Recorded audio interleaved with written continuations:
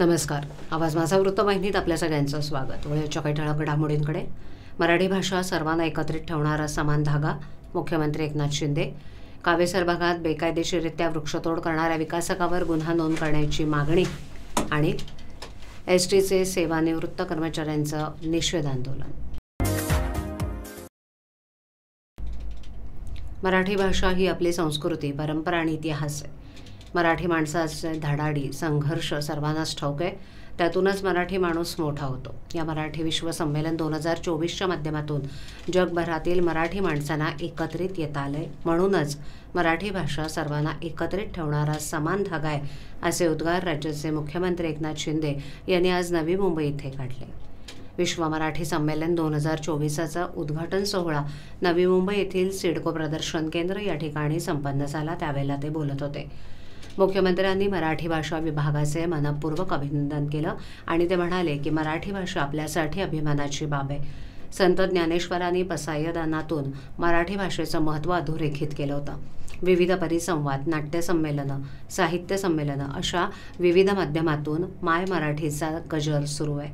मराठी भाषेचे महत्त्व वाढवण्यासाठी याच प्रकारे आयोजित करण्यात आलेला मराठी भाषा पंधरवडाही अत्यंत यशस्वीपणे संपन्न झाला. मराठी भाषेचा वापर वाढतोय. आजच्या पिढीचा कल मराठी भाषेकडे वळवणं गरजेचं आहे.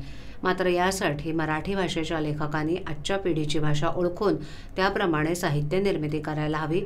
त्यातून त्यांच्या मनात मराठी भाषेसाठी आपुलकी निर्माण होईल, असंही ते म्हणाले. घोडबंदर रोड येथील वाघबीळ कावेसर या ठिकाणी विकासकाकडून बेकायदेशीररित्या मोठ्या प्रमाणावर वृक्षतोड करण्यात आल्यामुळे 29 जानेवारी रोजी आमदार प्रताप सरनाईक यांनी संबंधित अधिकाऱ्यांबरोबर पाहणी केली. मानवाच्या हस्तक्षेपामुळे गेल्या काही वर्षांपासून ग्लोबल वॉर्मिंग होऊन तापमानात मोठ्या प्रमाणावर वाढ झाल्यामुळे पर्यावरणाचा ऱ्हास होतोय. पर्यावरणाचा ऱ्हास रोखण्यासाठी शासन, प्रशासन तसंच पर्यावरणवादी लढत आहेत. ठाणे शहरामध्ये 25 वर्षापूर्वी अनेक देशी प्रजाती झाडांची बांधली आली होती, परंतु वाढत्या शहरीकरणामुळे मोठ्या प्रमाणावर वृक्षतोड करण्यात आली. ठाणे शहर जसजसं वाढतंय तसतसं या शहरातील अनेक देशी प्रजातींची झाडं दिसेनाशी होत आहेत. त्यामुळे सध्या ठाणे शहरातील प्रदूषणाचं प्रमाण मोठ्या प्रमाणावर वाढलेलं दिसून येत आहे. त्यावर उपाययोजना म्हणून ठाणे महापालिकेच्या माध्यमातून क्षेत्रामध्ये होणारं प्रदूषण रोखण्याबरोबरच पर्यावरणाभिमुख झाडांची लागवड करणं, मियावाकीसारखी जंगलं विकसित करणं यावर पालिकेचे आयुक्त अभिजित बांगर यांनी भर देण्याच्या सूचना केल्या आहेत. त्यामुळे ठाणे शहरात हरित आच्छादन होऊन शहराचं पर्यावरण सुधारण्यास मदत होणार आहे. माझ्या मतदारसंघामध्ये वाघबीळ गावामध्ये नेरोलॅक गुड्स नावाची एक कंपनी होती. फार वर्षापूर्वी ती बंद पडली. अद्यापर्यंत जे ह्या वाघबीळ गावातील 35 कामगार होते त्यांची देणीही त्यांनी दिलेली नाही. अशा परिस्थितीमध्ये या ठिकाणी बांधकाम चालू असल्याचं निदर्शनास आलं. त्याचबरोबर आमचे जे ह्या परिसरातले विक्रांत तावडे आहेत, वृक्ष प्राधिकरणाचे सदस्य, त्यांनी तक्रार दिली महापालिकेकडे की एका दिवसामध्ये 400 ते 500 झाडांची कत्तल केली आणि बिफोर आफ्टरचं त्यांनी फोटोसुद्धा महापालिकेच्या माध्यमातून निदर्शनास आणून दिलं. अनेक वृत्तपत्रामध्ये बातम्या आल्या, आजही काही वृत्तपत्रामध्ये बातम्या आल्या. त्या अनुषंगानं मला गावातील काही ग्रामस्थांनी आणि प्रामुख्याने आमचे विभाग प्रमुख रवी घरत यांनी दिलेल्या तक्रारीवरून आम्ही जागेवर जेव्हा पाहणी करायला आलो त्यावेळेस खरोखर वृक्षांची कत्तल झाल्याचे निदर्शनास आलं. ही बाब महापालिकेच्या लक्षात आल्यानंतर महापालिकेने पोलिसांना पत्र देऊन गुन्हा ताबडतोब दाखल करावा अशी मागणी केली. त्यानुसार पोलिसांची कारवाई चालू आहे. पोलिसांनी महापालिकेच्या अधिकाऱ्यांनी ह्या ठिकाणी पंचनामा करायचे आदेश दिलेले आहेत. त्यामुळे ह्या ठिकाणी पंचनामा होऊन जे 400-500 झाडं जी एका रात्रीत ती तोडली गेली आणि त्यामध्ये काही तर वृक्ष ही हेरिटेज होती, जेणेकरून ती 100-100, 150-150 वर्षापूर्वीची होती. ती वृक्ष तोडायची यांना परवानगी कोणी दिली? त्यामुळे या संदर्भातील तक्रार मी माननीय मुख्यमंत्री आणि राज्य शासनाकडे करणारच आहे. परंतु एवढी अवैध वृक्षतोड करणाऱ्या ह्या विकासकावर कठोर कारवाई करावी, त्यांची दिलेली CC रद्द करावी आणि जर CC नसेल दिली तर त्यांना देऊ नये. आणि हेरिटेज वृक्ष त्यांनी जे तोडलेले आहे त्याबद्दल कायदेशीरदृष्ट्या काय आपल्याला भविष्यामध्ये अजून त्यांच्यावर कारवाई करता येईल ह्याकडे सुद्धा महापालिका प्रशासनानं लक्ष द्यावं अशी मी विनंती केली आहे. नागरिकांना एका ठिकाणाहून दुसऱ्या ठिकाणी पोहोचवण्यामध्ये एसटी महामंडळाचा मोठ्या प्रमाणावर खारीचा वाटा आहे.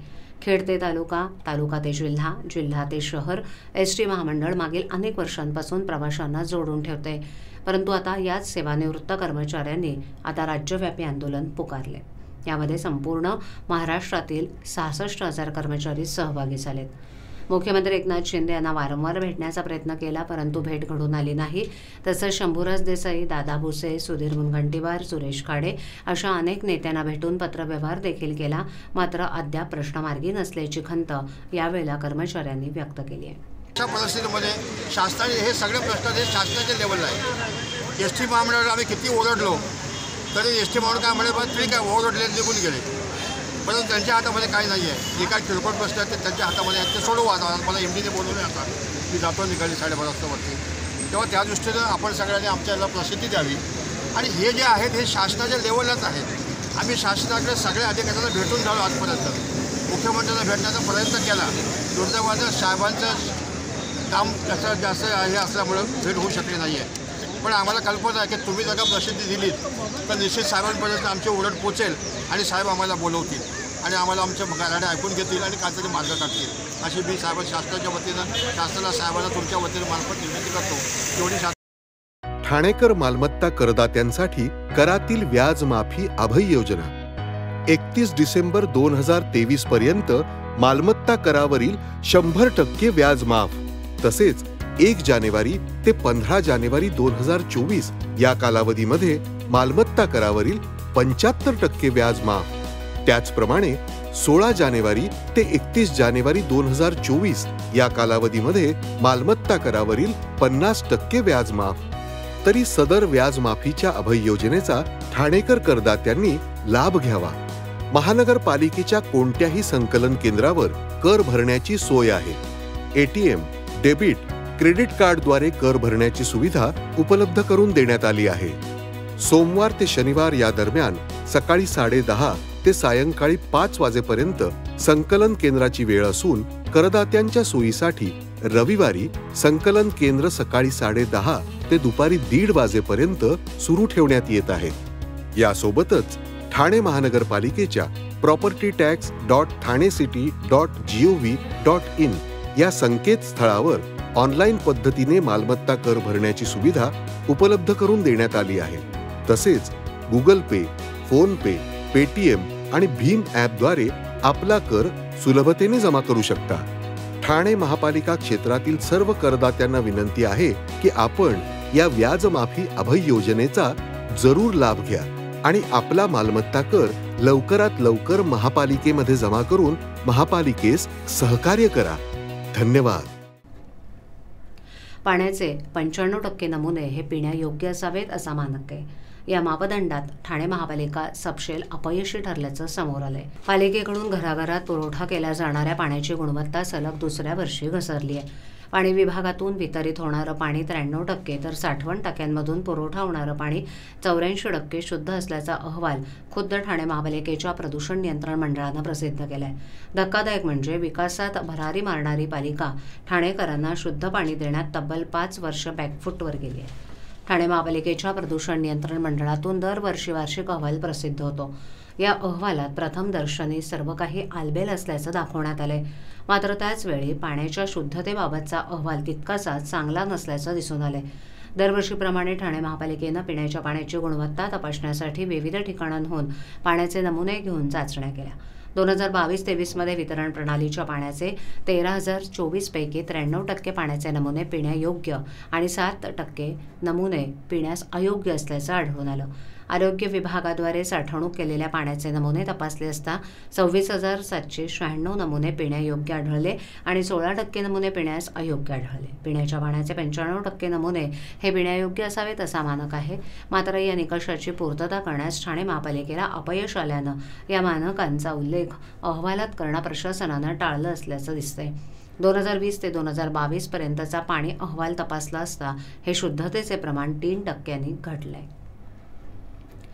ठाणे वाहतूक पोलिसांतर्फे 34वं रस्ता सुरक्षा अभियान 15 जानेवारी ते 14 फेब्रुवारीपर्यंत सडक सुरक्षा, जीवन सुरक्षा अंतर्गत ठाणे शहरामध्ये संपूर्ण महिना रस्ता सुरक्षा अंतर्गत वाहतूक शाखेच्या तर्फे करण्यात येते. त्यामध्ये सीट बेल्ट आणि हेल्मेट लावणं किती गरजेचं आणि वाहतूक विभागाकडून वेगवेगळ्या नियमांचं पालन कशाप्रकारे करावं त्यासाठी संपूर्ण शहरामध्ये जनजागृती मोहीम सुरू आहे. त्या अनुषंगानं आज विंटेज कार आणि सुपर बाईक रायडिंगसाठीच आयोजन टॉवर नाका, तलावफाळी परिसरात संपूर्ण ठाणे शहरात करण्यात आलं.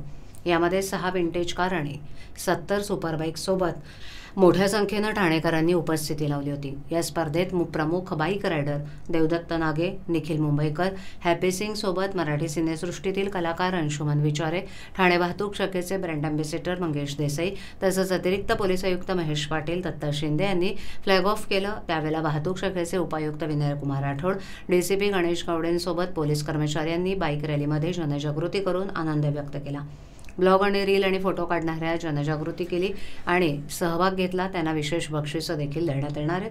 त्यासोबतच बाईक रायडर यांचा प्रमाणपत्र देऊन सन्मान चिन्ह देण्यात आलं.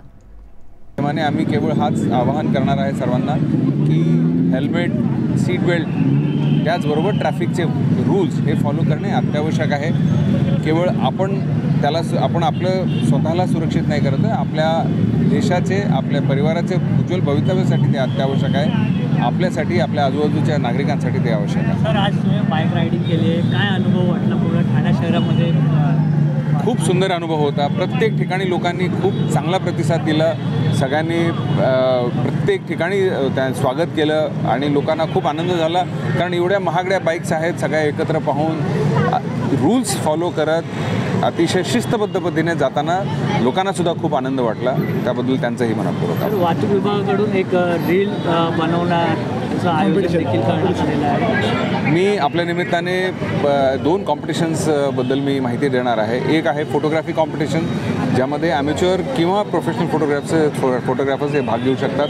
त्याचबरोबर रील कॉम्पिटिशन. या दोन्ही कॉम्पिटिशन्समध्ये अतिशय आकर्षक आम्ही कॅश प्राइजेस ठेवलेले आहेत. फोटो कॉम्पिटिशन बाबतीत मी नक्की हे सांगेन की जे पहिले चांगले उत्कृष्ट 12 फोटोग्राफ्स आहेत त्यांचं आम्ही कॅलेंडरसुद्धा तयार करणार आहोत.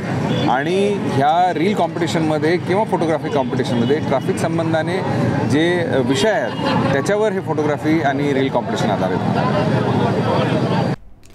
ठाणे महापालिकेच्या अर्थसंकल्पात विविध क्षेत्रात काम करणाऱ्या ठाणेकरांच्या सूचनांचा अंतर्भाव असावा यासाठी पालिका आयुक्त अभिजित बांगर यांनी सुरू केलेल्या माझ्या नजरेतून बदलते ठाणे या उपक्रमाचं 4थं सत्र नुकतंच पार पडलं. या सत्रात विविध क्षेत्रात काम करणाऱ्या सामाजिक संस्थांचे प्रतिनिधी सहभागी झाले होते. या चर्चासत्रात शहरातील परिवहन सेवेत सुधारणा व्हावी, शालेय विद्यार्थ्यांसाठी 20 वर्षांनंतर ठाणे शहर कसं असावं, विशेष मुलांसाठी निवाराघर, घनकचऱ्याची समस्या, शहरातील वाहतूक कोंडी या उपस्थित झालेल्या मुद्द्यांवर सर्वंकष चर्चा करण्यात आली असून अर्थसंकल्पात देखील समावेश करण्याच्या दृष्टीनं विचारविनिमय होईल असं आयुक्तांनी नमूद केलं. या चर्चासत्रात स्त्रीरोग तज्ज्ञ डॉक्टर महेश बेडेकर, सरस्वती शाळेचे विश्वस्त सुरेंद्र दिघे, ठाणे जिल्हा प्रवासी महासंघाचे अध्यक्ष मिलिंद वल्लाळ, दिव्यांग तसंच शरीर विक्री करणाऱ्या महिलांसाठी काम करणाऱ्या श्यामाश्री भोसले, समता विचार प्रसारक संस्थेचे जगदीश खैरालिया, नेत्रविकार तज्ज्ञ आणि निसर्ग संस्थेच्या डॉक्टर लता घनश्यामननी, प्लास्टिक विरोधी स्वयंसेवी संस्थेच्या अनुजा गुप्ते, पर्यावरण दक्षता मंचाच्या सचिव संगीता जोशी, समर्थ भारत व्यासपीठाचे मुख्य कार्यकारी अधिकारी भटू सावंत, प्रवासी महासंघाचे सदस्य राजेश जाधव इत्यादी उपस्थित होते. TJSB सौर शक्ती कर्ज, गो ग्रीन, करा वीज बिलावर बचत. आकर्षक व्याजदर, 84 महिने परतफेड कालावधी, 80% लोन, व्यावसायिक आणि उद्योजकांकरता सुद्धा.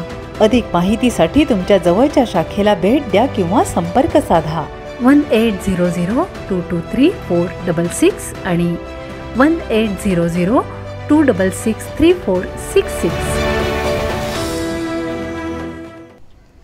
आवाज माझावरील एखादी बातमी पाहिजे होऊन गेली असल्यास यूट्यूबवर इथे तुम्ही पाहू शकता. तर मग नक्की सबस्क्राईब करा आवाज माझा. आजच्या ठळक घडामोडी शेवटी पुन्हा एकदा. मराठी भाषा सर्वांना एकत्रित ठेवणारा समान धागा, मुख्यमंत्री एकनाथ शिंदे. कावेसर भागात बेकायदेशीररित्या वृक्षतोड करणाऱ्या विकासकावर गुन्हा नोंद करण्याची मागणी आणि एसटीचे सेवानिवृत्त कर्मचाऱ्यांचं निषेध आंदोलन. आपल्या विभागातील काही सूचना अथवा समस्या असल्यास ते आमच्यापर्यंत जरूर पोहोचवा. आम्ही तुमचा आवाज नागरिकांपर्यंत नक्की पोहोचवू. आम्हाला संपर्क करण्यासाठी आमचा पत्ता आवाज माझा 103 साईल 1 आदर्शनगर कोलपाड रोड ठाणे पश्चिम. आमचा दूरध्वनी क्रमांक 7666213141. आमचा ईमेल ID awazmaza.tvnews@gmail.com. तर पुन्हा भेटू याच वेळी याच ठिकाणी काही नवीन घडामोडींसह आवाज माझा वृत्तवाहिनी. तोपर्यंत नमस्कार.